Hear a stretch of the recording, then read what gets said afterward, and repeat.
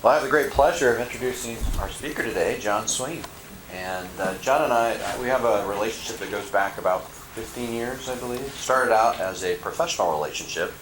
As I mentioned to you before, I'm a financial advisor, and Jon was introduced to our firm by a former associate of ours who used to work in our office and went to North Shore Baptist Church and worked there in their administration side of things.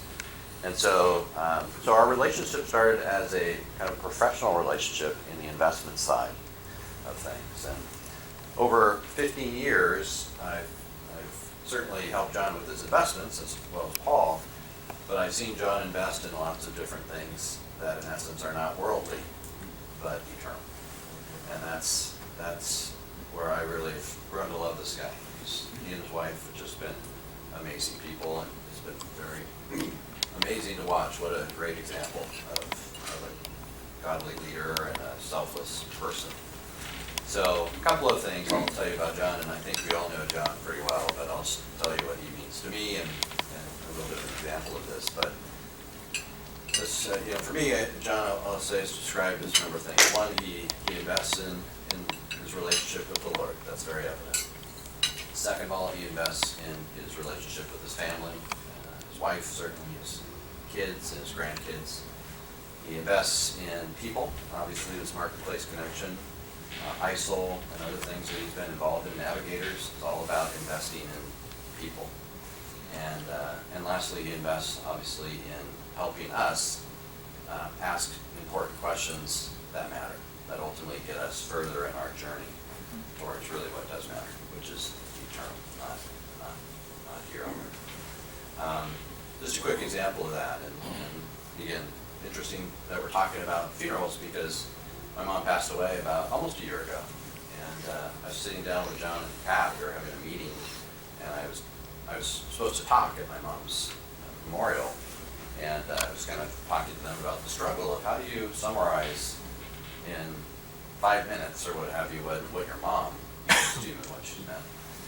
And they gave me some just great advice, but that was in passing, and they didn't know my mom. They certainly had a relationship with me. And so the day of the funeral, right, I do our thing, right, and had a great celebration of life, just like a lot of us were talking about. And lo and behold, afterwards I see Jon and Pat. Right? They weren't necessarily, they didn't know when it was. They just kind of took the initiative to find out when the memorial was, and they took the time to show up, really to support me. Right?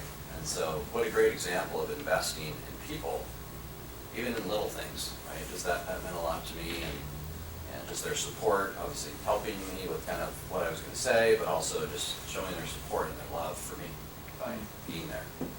So with that, I just love to get to know you and be part of your life and part of your mission in life. And with that, let's just welcome Jon Sween. Thank you for being here this morning. We are onward into September. Yay.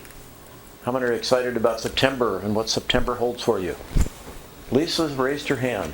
Jeff had half of a hand. Okay. Pat would be here this morning, but we moved Pat's dad yesterday. Yesterday was an emotional day. He's in a very, very good place, 10 minutes from where we moved up in the Edmonds area. So moving stuff, and even when Reed, Pat's dad, moved out of Madison House over in Kirkland, one of the ladies came up and said, "Is this your last day?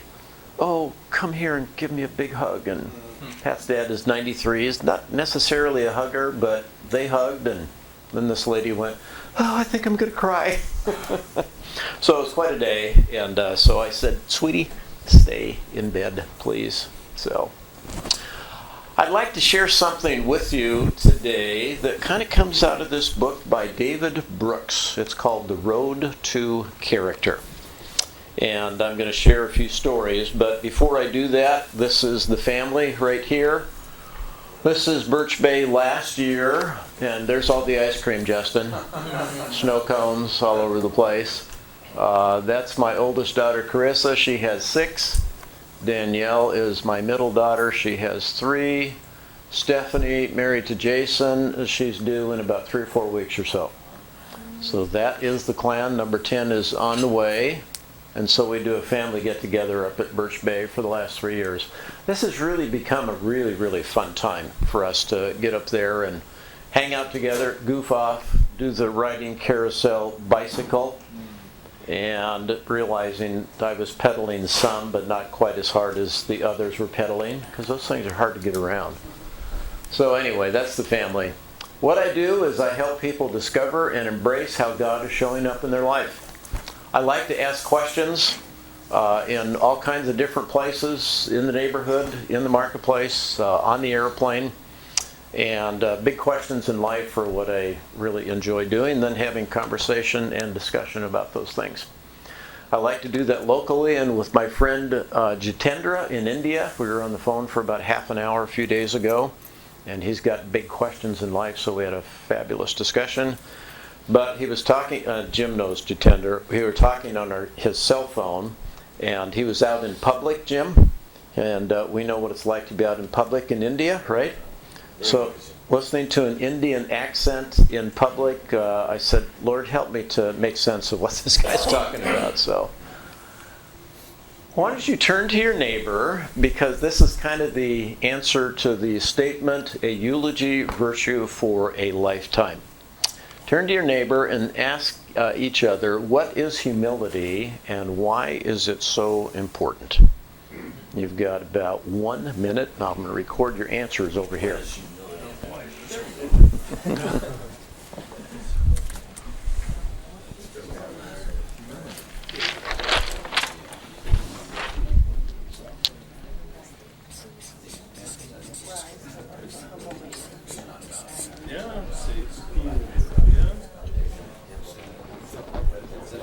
I'm the most humble of them all. So. No way more humble than me. Yeah. That's why you're ready. That's cool. This is opposite of pride. Turn the pyramid upside down. Have God guide us. That help these guys. He doesn't see pride. Where goes pride? He's going to oppose it. Really don't. Right. No. You see yourself top of things. Yeah, that's right. Sometimes it's hard. Okay, that's all the time you get. First of all, what is humility? What comes to mind when you think of that word? I think of Paul in Philippians, thinking of others is more important than yourself. I'm going to abbreviate thinking of others. Okay? Excellent. What else? You said grounded. Oh. Grounded. Interesting. Good. What else? Open. Open. Mm-hmm. Helps us be reminded of what's important. What's important? About our options.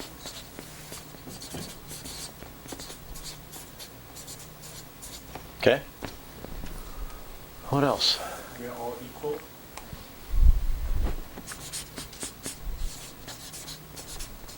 Mm-hmm. Not prideful. Hmm.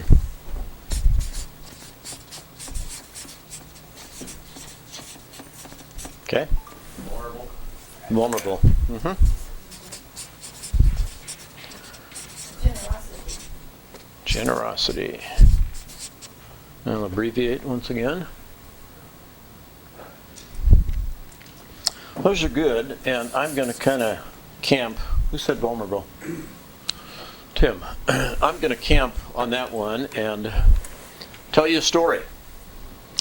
How many of you know the phrase, the elephant in the living room? The elephant in the living room is very big, right? Sometimes in organizations and in families, there's something that's unspoken that kind of takes over the living room, right?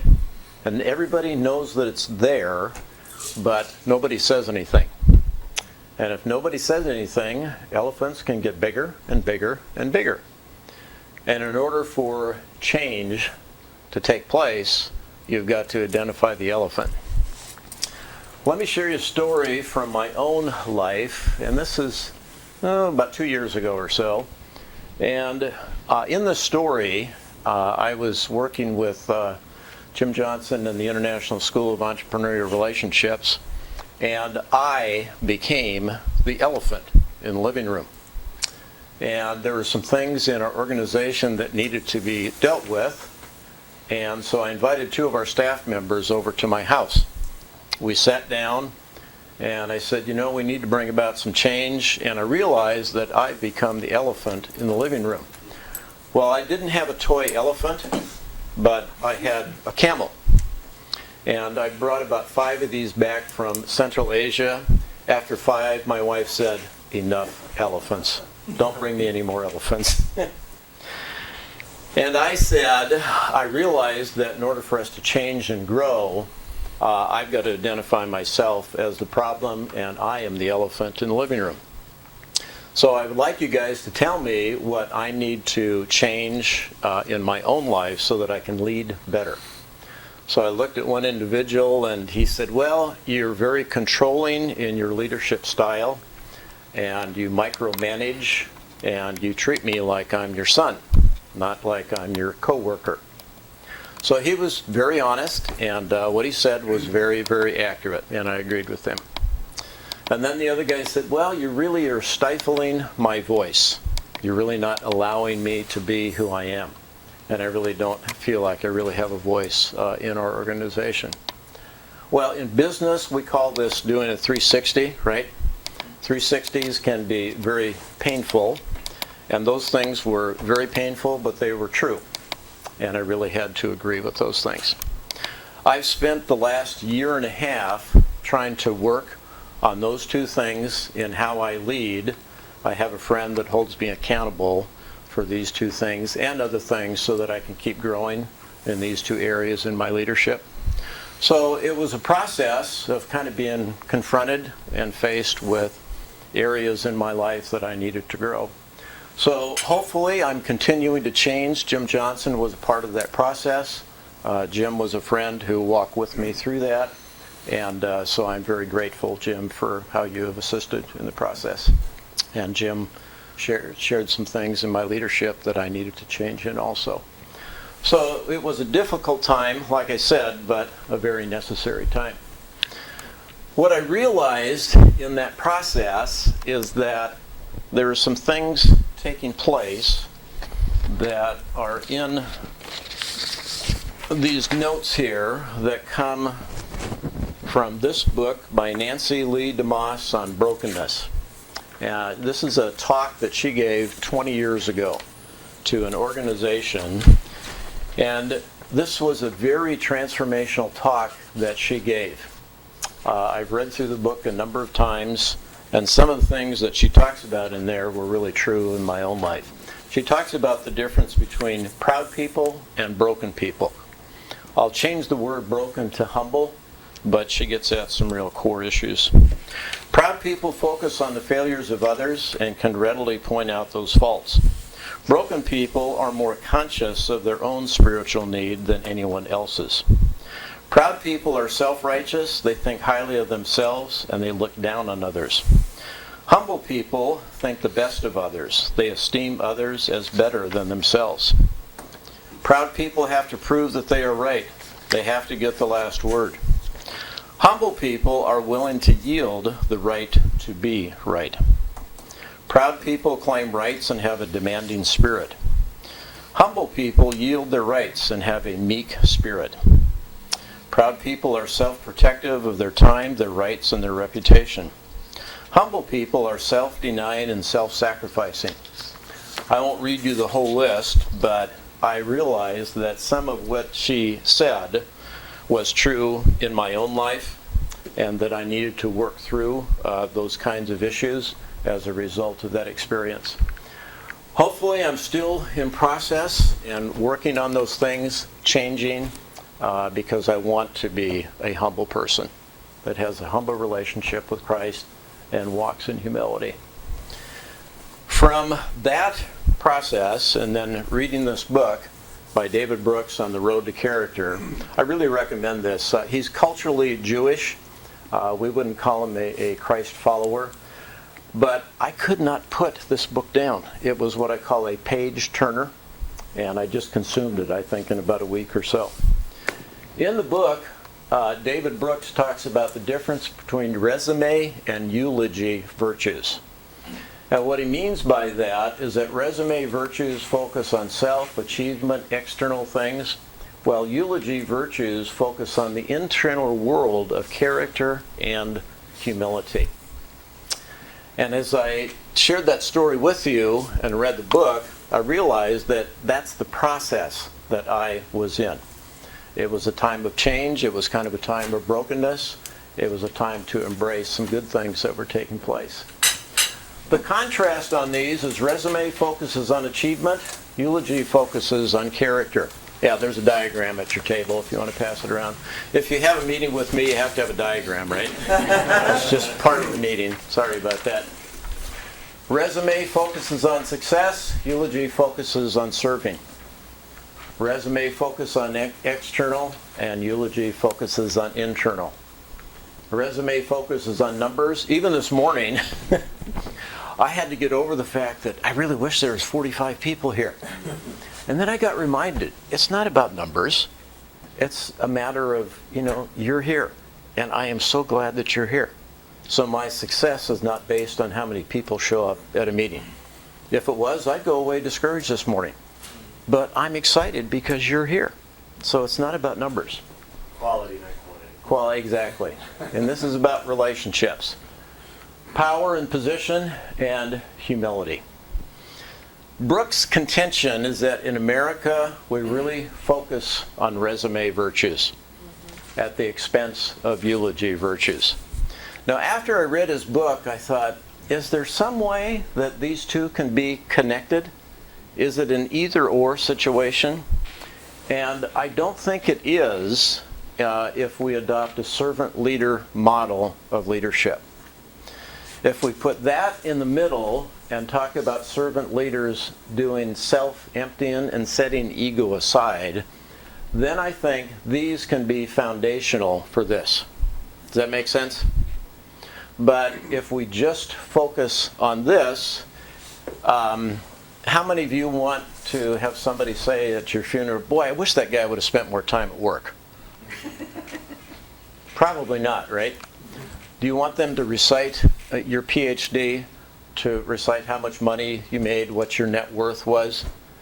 Probably not, right? What we really focus on, hopefully, are these kinds of things. But I think that these are foundational for that. Does that make sense? I was very encouraged that on one of the all-time bestsellers in the business context by Jim Collins, this is still on the Wall Street Journal list as recently as last week. If you look at the business section, it's still number 4 or 5. And it's been around for, 20 years or so? These guys made an exhaustive study of business and companies that move to different levels. They talk about level 1 to level 5. Level 5 executive leadership builds enduring greatness through a paradoxical blend of personal humility and professional will. So they've discovered that humility is essential for people that are in the workplace. And then they talk about humility plus will equals level 5 leadership.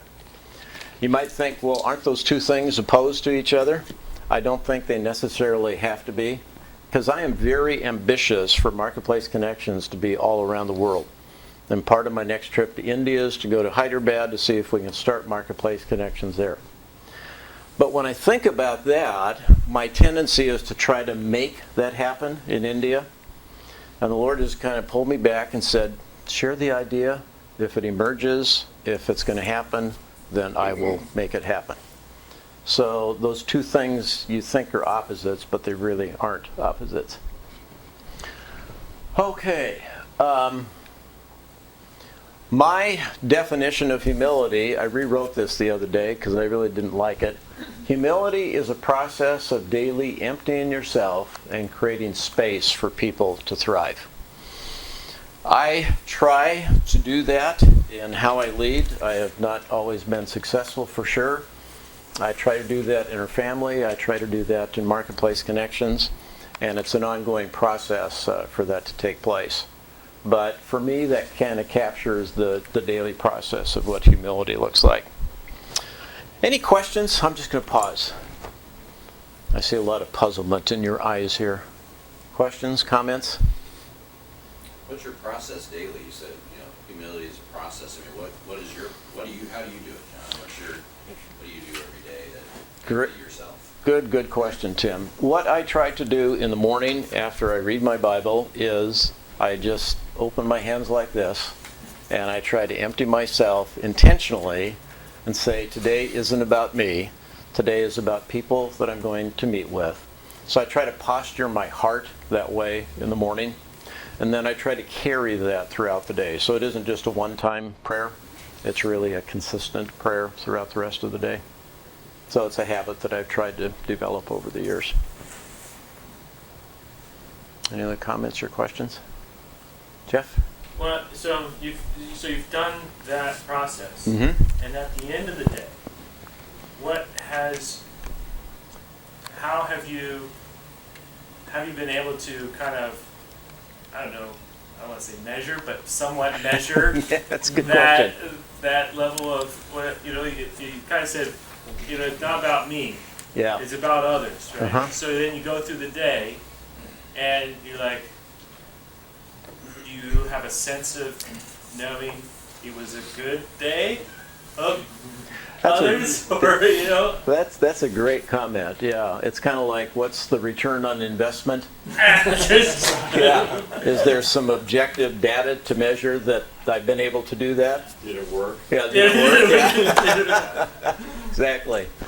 I kind of look inside my heart and say, did I do a good job of listening to people today? Or did I just try to push my agenda? I had a meeting with a friend a couple of months ago. Kind of thought he wanted to get together to get caught up, but it became very apparent he had an agenda to push. And I kind of reacted inside to that because I thought it was more about relationship and those kinds of things. So I try to evaluate, did I do a good job of connecting with people? Did I listen? Was I able to meet some of the needs that they had in their life? So it's more subjective, I would say, Jeff. So, yeah, basically. Yeah. Booty? You mentioned about the level 5 leadership, the personal humility and professional will. Uh-huh. I understand about the personal humility.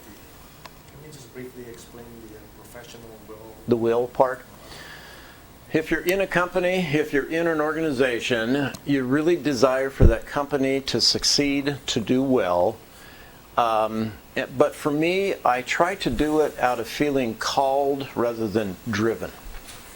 And I vacillate between those two. By being driven, what I mean is I try to get things done and push things, and it's intense, and this phrase, if it's going to be, it's up to me.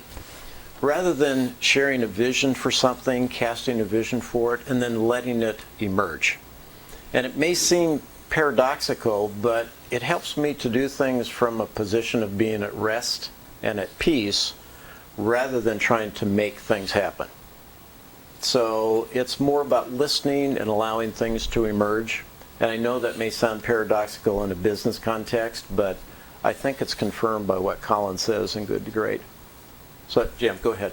I was going to say, one of the visuals that he uses that kind of exemplifies that and shows leadership is the idea that when things are going good, the level 5 leader looks out the window and sees everybody that's out there making things work and making things good. When things go bad, that window turns into a mirror. And he looks in the mirror and sees who's responsible for it now. Yes, yeah. That's a good visual. Yeah, very good. What do you want people to say about you at your funeral? Why? Are you living that way today? What needs to change in your life to live like that? So, there's such a good, pleasant, early morning message for you to start September out. I knew it would be a little bit heavy, but I want it to be a positive message. I hope that humility is a part of my life as a eulogy virtue. There's tons of distance to travel in that direction, but I think humility releases something in the lives of people that is incredibly, incredibly powerful. It's very attractive to be around humble people.